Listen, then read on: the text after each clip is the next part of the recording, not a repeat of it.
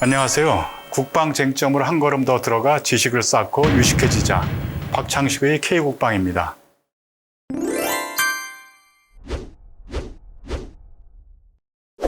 오늘은 광복절과 독립기념관장 인선 논란을 계기로 해서 한국과 일본의 군사협력 문제를 짚어보겠습니다. 요즘 일본 식민지배에 대한 정부의 역사 인식이 큰 사회 쟁점이 되고 있습니다. 정부가 뉴라이트 성향 인사들을 독립기념관장을 비롯해 여러 역사 관련 기관 책임자로 임명했죠. 윤석열 대통령은 얼마 전 광복절 경축사에서 일본의 과거 침략 행위와 일본이 아직 해결하고 있지 않는 과거 청산 문제를 한마디도 언급하지 않았습니다. 이런 상황에서 일본의 국방부 장관격인 기하라 미노루 방위상이 올해 8월 15일 야스쿠니 신사를 참배했습니다.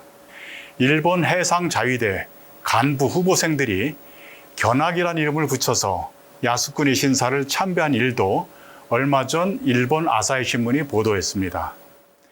야스쿠니 신사는 일본 군국주의 시절 아시아 침략에 앞장선 전범들을 합사한 곳입니다. 일본 아사히 신문은 옛 일본 군과 결별한 것 같던 자위대가 여전히 긴밀한 관련성을 이어가고 있다는 점이 확인되고 있다라고 지적했습니다. 한국 국방부는 이 사건 때문에 주한 일본 대사관, 자위대 주재관을 불러서 항의했습니다.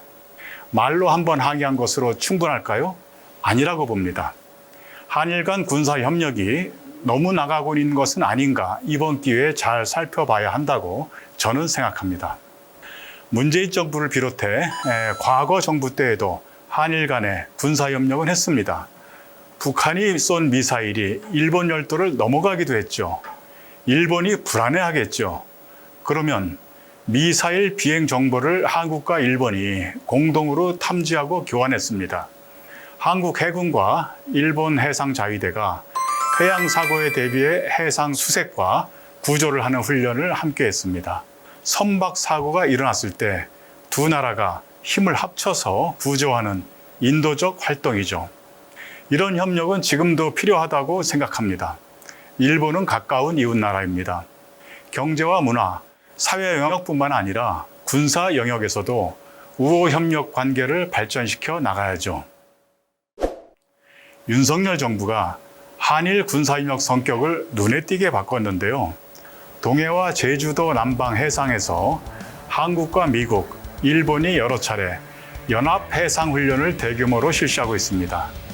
미국 항공모함과 한국, 일본의 큰 함정들이 참여하고 전투기를 비롯한 항공기도 여러 참여합니다. 매우 규모가 크게 진행하고 있습니다.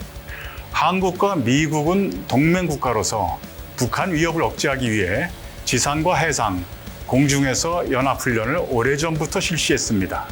북한 위협에는 당연히 철저하게 대비해야죠. 일본은 우리와 동맹국가가 아닌데요.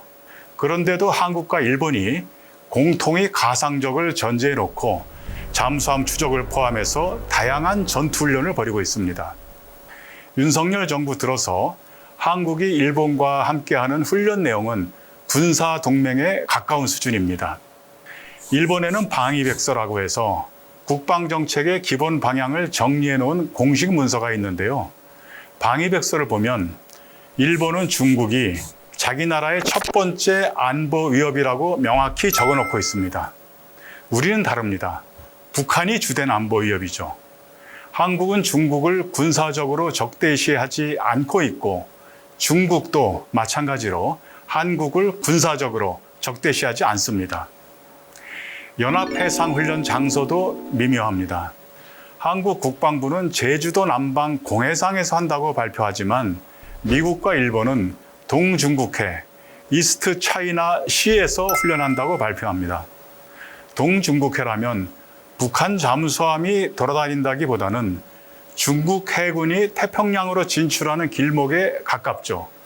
그래서 일본 언론들은 한미일 연합 해상 훈련을 두고 일본 방위성 당국자의 말을 인용해서 중국을 염두에 두고 3개국이 연대를 강화하기 위한 목적이라고 보도합니다.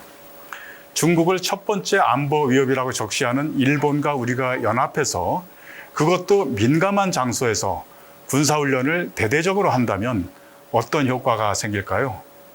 중국이 자기네를 겨냥한 적대 활동이라고 생각하고 경계하기가 쉽죠. 러시아도 비슷하게 민감한 반응을 이미 보이고 있습니다.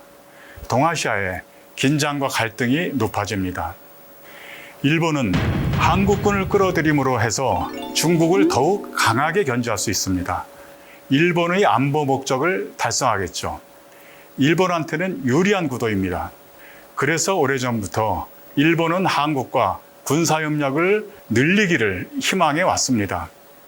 한국한테도 이득이 될까요? 한국은 북한 위협을 억제하는 게 안보 목표인데요.